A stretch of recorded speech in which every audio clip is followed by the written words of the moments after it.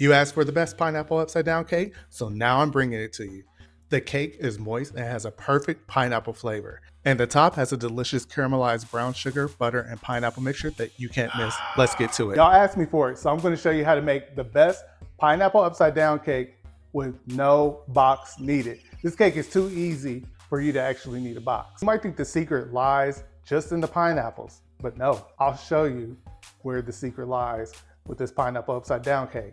So the first thing I'm going to do is I'm going to get some brown sugar. And I've got 1 1/3 cups of brown sugar.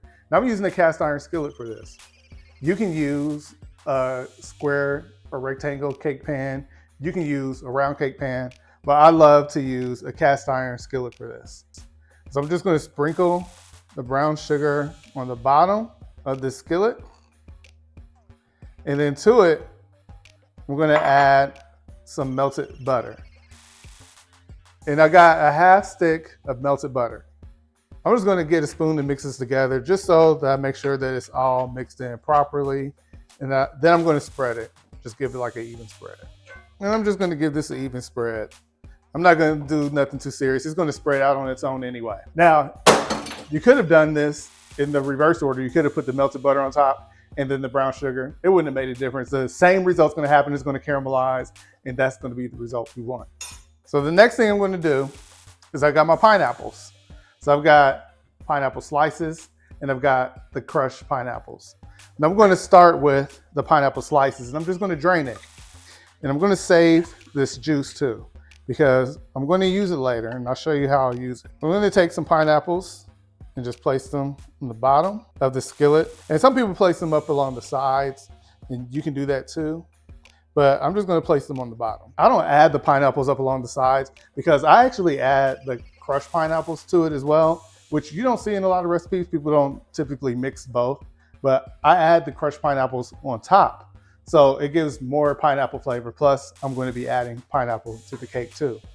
So after I've got the pineapples on the bottom, I then get my maraschino cherries, which I rinsed and drained, and I rinsed them because I just don't want any of that red color to be bleeding through the cake. So I just rinse them.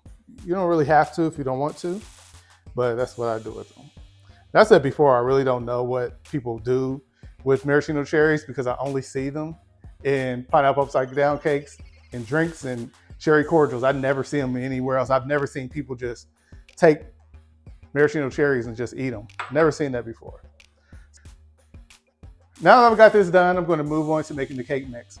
But you also want to make sure that you've got the oven preheated to 350 because this whole process goes really quickly. I'm going to start off by adding 1 1/2 sticks of butter to my stand mixer. And then to that, I'm going to add 1 1/2 cups of regular sugar.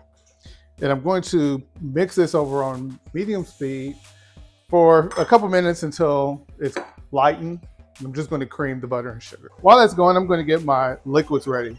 So I'm going to add 3/4 cup of whole milk.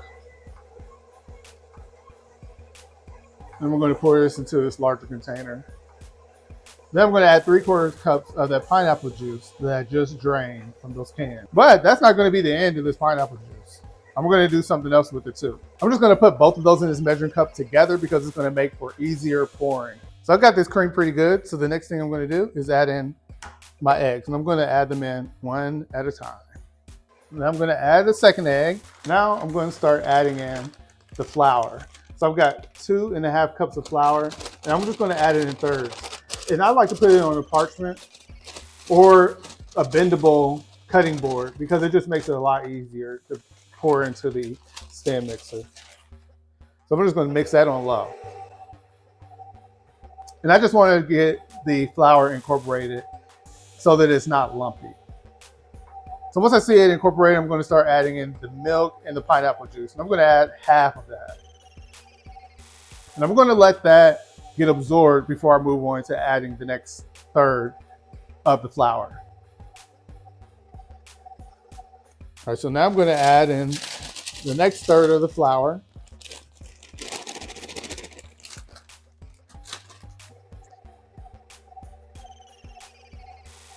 Now I'm going to add the rest of the milk and the pineapple juice.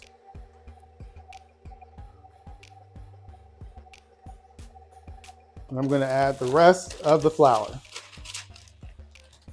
But before I turn on the mixer, I'm gonna also add in a tablespoon of baking powder, a teaspoon of salt, and 2 teaspoons of vanilla extract. And now I'm going to give that a mix.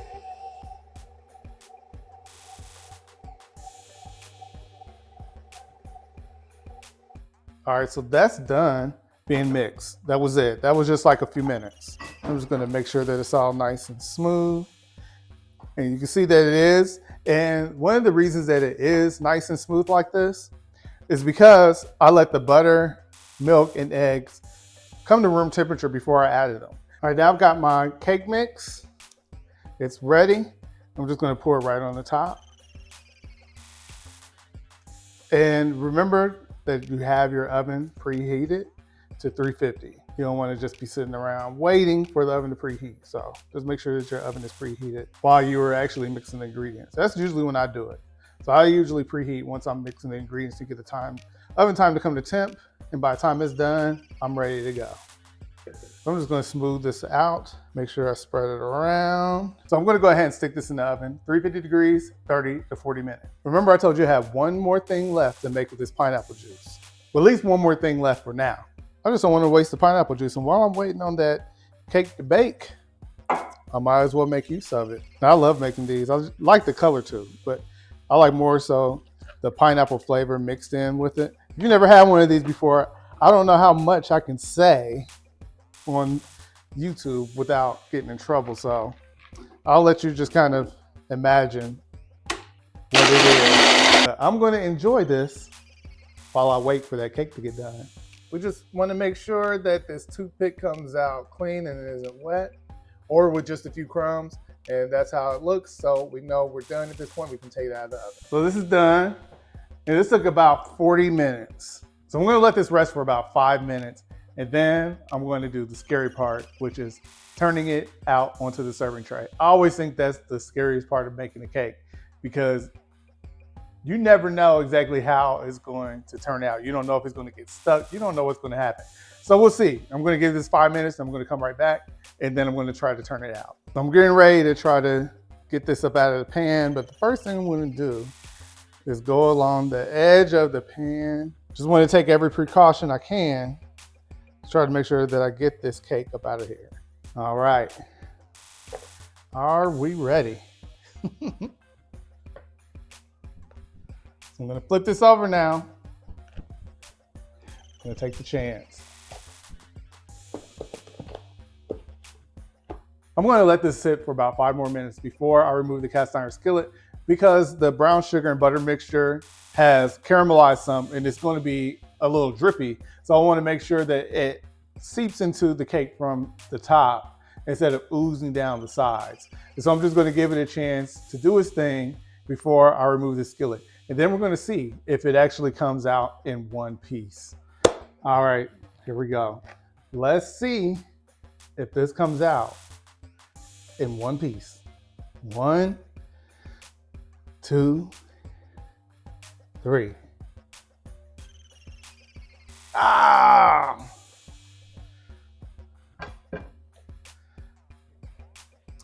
So I got a couple pineapples that I have to add back on there, but that's okay.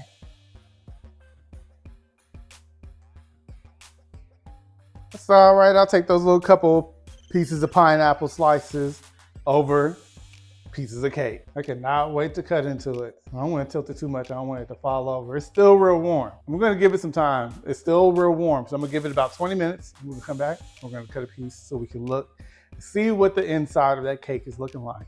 Now it's your turn to make it. So let me know in the comments if you made this and how it turned out for you.